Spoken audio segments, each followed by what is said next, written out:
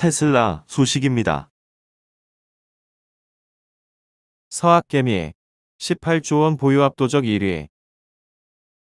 20일 한국예탁결제원에 따르면 서학개미들이 보유 중인 테슬라 규모는 154억 6천만 달러로 지난 2020년 대비 2배 가까이 늘었다. 2위를 차지한 애플은 50억 달러로 역시 60% 이상 늘었다. 엔비디아는 31억 달러로 2020년에 비해 3배 가까이 증가했다. 2020년 3위였던 아마존은 보유 규모도 줄어들어 5위로 밀렸다. 외화 주식 결제 금액 상위 종목은 테슬라나 애플, 디렉션 데일리 세미컨덕터, 불3엑스 세어즈 순으로 상위 10개 종목 모두 미국 주식이 차지했다. 한편 서학 매미들이 보유 중인 외화증권의 보관 결제 금액이 사상 최대치를 기록했다. 특히 보관 금액과 결제 금액 모두 미국이 압도적인 비중을 보여 눈길을 끌었다.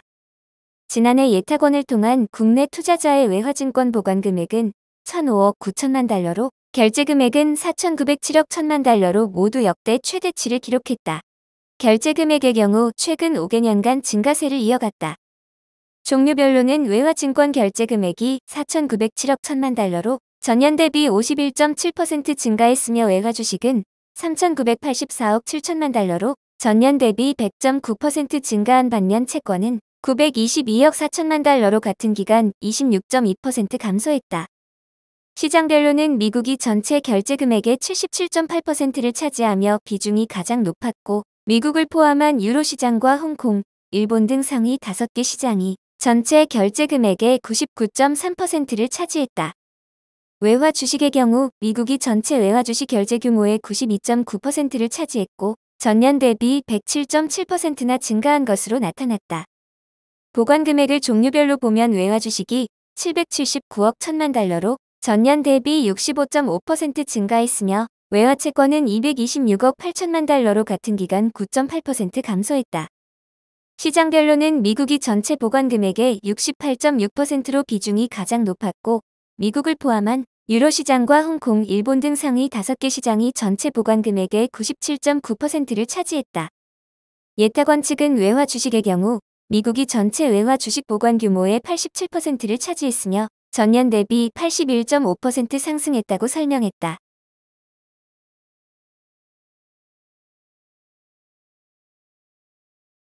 애플 소식입니다.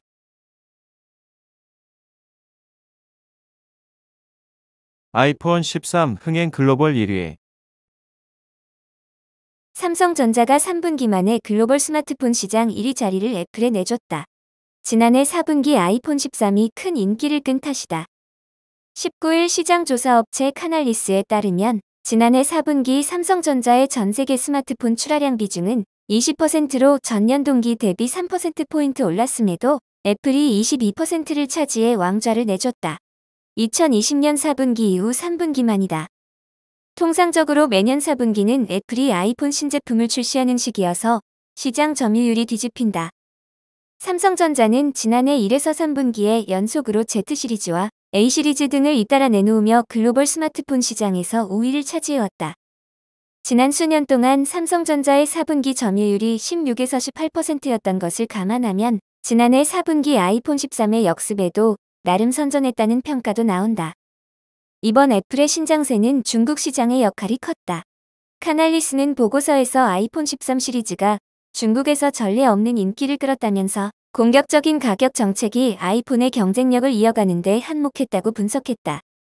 애플은 지난해 아이폰 13을 출시하면서 중국에서 가격을 올리지 않았고 현지에서 6주 연속 판매 1위에 올랐다. 시장 조사기관 카운터포인트 리서치에 따르면 애플은 중국 현지 스마트폰 제조사들을 따돌리고 지난해 10월 중국 스마트폰 시장 점유율 1위를 차지하기도 했다. 이는 지난 2015년 10월 이후 처음이다. 다만 카날리스는 아이폰 13의 높은 수요에도 전 세계 반도체 칩 공급 부족의 애플 점유율은 전 분기와 비교해 1%포인트 증가하는 데 그쳤다고 지적했다. 공급망 회복이 더뎌 수요만큼 아이폰을 만들 수 없었다는 설명이다. 반도체 칩 공급 부족 현상은 당분간 이어질 것으로 보인다. 니콜 펜 카날리스 모빌리티 부사장은 주요 파운드리 제조사들이 반도체 칩 물량을 늘리는 데는 수년이 걸릴 것이라며 올 하반기까지 부품 병목 현상이 완화되긴 어려울 것이라고 내다봤다. 한편 카날리스 조사에서 점유율 3위는 샤오미로 오포, 비보 등이 뒤따라 중국 제조사가 강세를 보였다. 중국 제조업체들은 현지 시장은 물론 인도와 동남아 시장 신흥시장으로 중저가폰 판매를 늘리고 있다. 카날리스는 이번에 구체적인 출하량을 공개하진 않았다. 애플은 오는 27일 지난해 4분기 실적을 발표한다. 9월 말이 결산법인인 만큼 애플은 지난해 회계연도 연간 실적도 이날 공개할 예정이다. 마이크로소프트 소식입니다. 초대형 M&A 배경, 클라우드 메타버스 쌍끌이.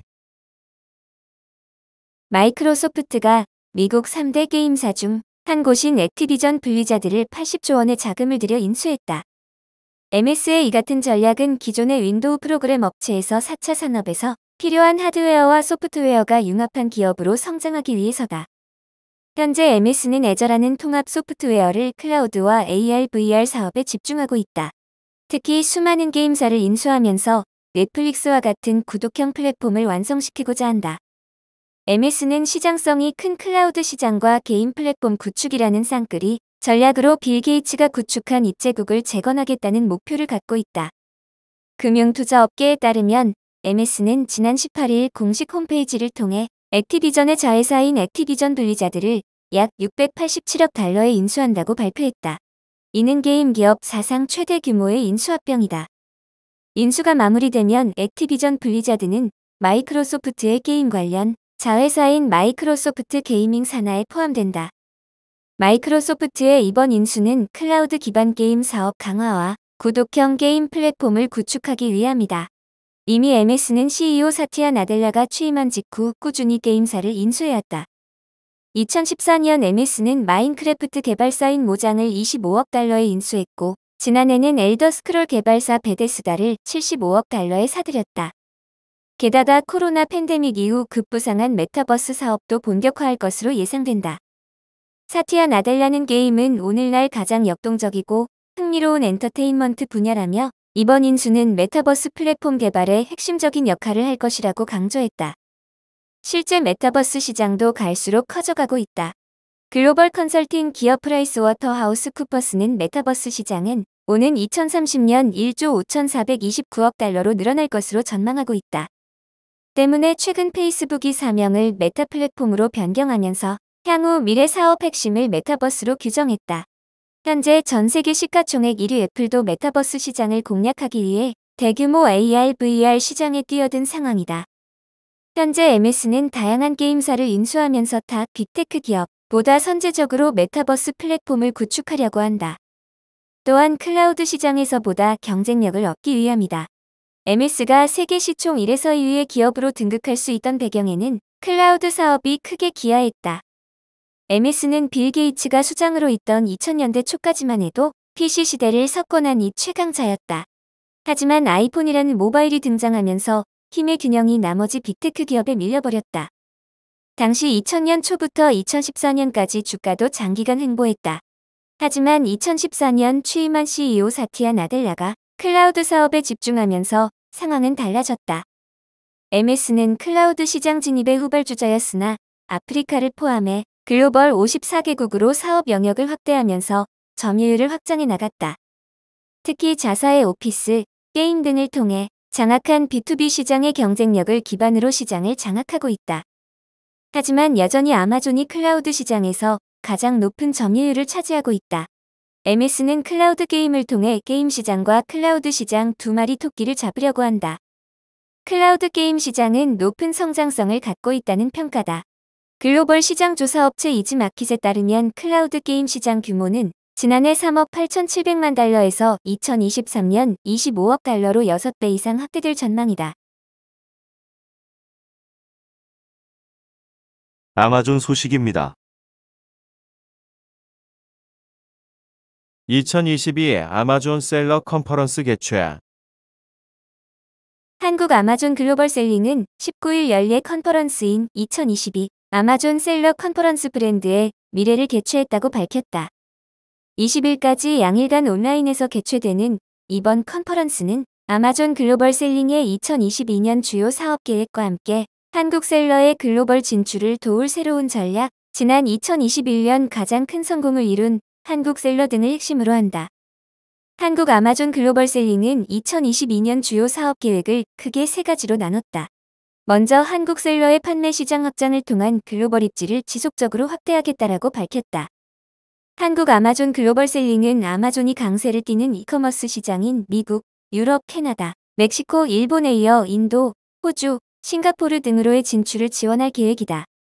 셀러에게 새로운 판매 채널을 제공할 수 있는 신흥 해외 시장에서 효율적으로 비즈니스를 시작하고 운영할 수 있도록 돕겠다라고 밝혔다. 다음은 협업을 통한 지원 프로그램 강화다. 한국 아마존 글로벌셀링은 2021년 서비스 공급업체 네트워크와의 협력 사례를 이전 연도 55건에서 75건으로 확대했다라고 밝혔다. SPN은 가상 계좌, 제품 인증, 해외 배송, 마케팅, 교육 사업, 계정 운영 등 판매 과정 전반에 도움을 줄 수 있는 서비스 사업자가 모인 연합체다. 관련해 이전까지 서울시를 중심으로 이루어졌던 정부기관과의 협력 또한 부산시를 포함한 9개 도 9개시로 크게 확장했다. 올해도 마케팅 노하우, 인증 및 배송 과정 등 글로벌 셀링 전반을 다루는 SPN 엑스포를 개최할 예정이며 스타트업 및 중소기업들의 아마존 글로벌 셀링을 통한 수출 활동과 이를 통한 비즈니스 확장 과정에서 겪을 수 있는 어려움을 극복할 수 있도록 지원을 강화할 것이라고 설명했다. 마지막은 향상된 셀링 프로그램 툴을 기반한 리스팅 품질 개선이다. 한국 아마존 글로벌 셀링은 올해 스타트업들의 최첨단 상품을 수백만의 아마존 고객들에게 보여줄 수 있는 아마존의 강력한 여러 마케팅 툴을 지속적으로 소개해 나갈 계획이라 밝혔다. 관련해 한국 아마존 글로벌 셀링은 지난해 국내 광고 지원팀을 신설한 바 있다. 셀러들이 아마존을 통해 얻을 수 있는 가장 중요한 자산인 고객 리뷰를 축적하고 다양한 혁신적 광고 툴을 활용해 브랜드 인지도를 향상시킬 수 있도록 돕겠다는 취지다.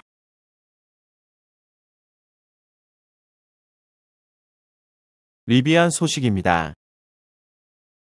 포드 리비안 지분 처분 임박. 19일 뉴욕 증시에서 리비안의 주가는 전거래일보다 5.14% 급락한 69.40달러로 마감했다. 이는 공모가에 훨씬 못 미치는 가격이다. 전일에도 리비안은 8% 이상 폭락했었다. 최근 리비안이 급락세를 면치 못하는 것은 포드와 결별할 가능성이 커졌기 때문으로 풀이된다. 포드는 리비안에 투자해 82억 달러를 벌어들일 것이라고 예상했었다. 그러나 최근 리비안의 주가가 연일 급락하고 있어 리비안 지분을 예상보다 일찍 정리할 가능성이 커지고 있다.